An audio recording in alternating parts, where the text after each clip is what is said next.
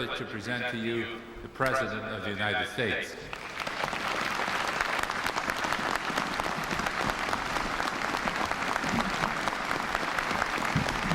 Thank you, Ed.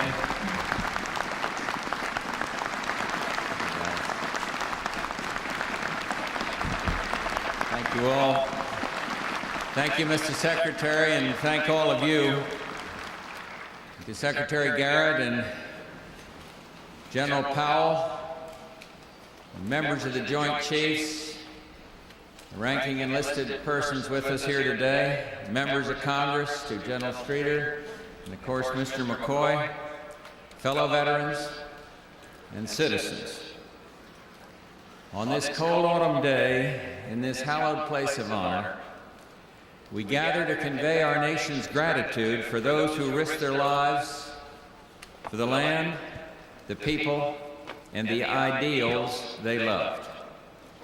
At the 11th hour of the 11th day of the 11th month of 1918, the guns fell silent, and the First World War drew to an end. Ever since, Americans have set aside November 11th to honor our veterans whose footsteps set the pace of freedom's march. From our fiery birth in 1776 to freedom's latest triumph in the Persian Gulf, America's veterans have always answered the call and given their all whenever tyrants and despots imperiled freedom and democracy. They called World War I the war to end all wars, but that was not to be. The earth was engulfed a second time, and Americans of my generation rose up again to defend their homeland and liberate 2 continents. 50 years later, the memorial to World War II veterans is all around us, an America strong and proud, her proud example lighting the way to liberty. And yet, even with that war's end, freedom's work was not complete. First in Korea, and then in Vietnam, 2 more generations of Americans responded with determination and vigor. And today, on this Veterans Day, we owe a special debt to the men and women of Desert Storm. They went proudly, willingly, on a mission of high principle and noble purpose, to defeat aggression and defend freedom. They freed a captive nation and set America free by renewing our faith in ourselves. And in this victory, America rallied behind those who served in Desert Storm, and in a wonderful way, they rallied behind those who so proudly served in Vietnam. It was long overdue, and it was good for the nation's soul. America holds a special place in history. As we've preserved and strengthened our own democracy, we've sought to extend the blessings of liberty throughout the world.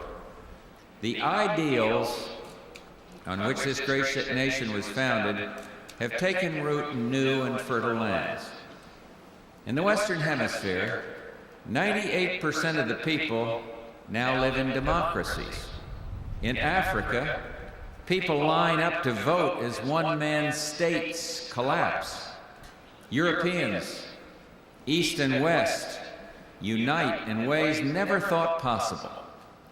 Age-old enemies of the Middle East finally sit face to face to seek an end to their bitter strife. The Soviet Union strives to throw off the dead hand of communism, and the time is coming when those last few totalitarian states will fade into historical oblivion. The United States will always be a force for peace in the world, but the peace we seek is a real peace, the triumph of freedom and prosperity, not merely the absence of war. We can never know which war will be the last, but we take as our hope the prophecy of Isaiah, that nation shall not lift sword against nation, neither shall they learn war anymore. And yes, we hope, we pray, that as the years progress, the face of war will recede into our distant memory. But the memory of our veterans and their sacrifice will never fade. President Coolidge said long ago, "The nation which forgets its defenders will itself be forgotten." We will not forget. America will not forget. We will not forget those who died. We will not forget those who do the hard work of freedom every day. And we will never forget the POWs and the MIAs yet to be accounted for. A year from now, 100 years from now, citizens will come here on November 11th to remember. And yet we cannot confine our obligation to a single day. We must always remember the importance of preparedness and the high cost of liberty. For more than 50 years, 24 hours a day, a lone sentinel has kept a silent vigil aside the tomb of the unknowns. And recently, one of the outstanding men who guard the tomb was asked, "What is it like here at night, alone, in the quiet of this place?" And he said he felt a kinship to the men resting here, that this was where he wanted to be, here to honor his comrades and all they represent. Sometimes, this young PFC said, the rain streaks in your eyes or your fingers go numb from cold, but then I think about what they suffered through. And after that, my duty doesn't seem hard at all.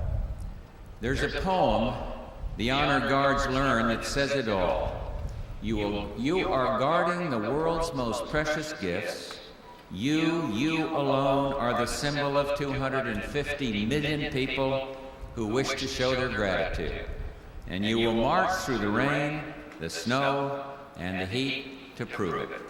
To the men and women of our armed forces and to all our veterans, know that you have your country's gratitude on Veterans Day and every day of the year. And may God bless America and the veterans who keep her free. Thank you very much.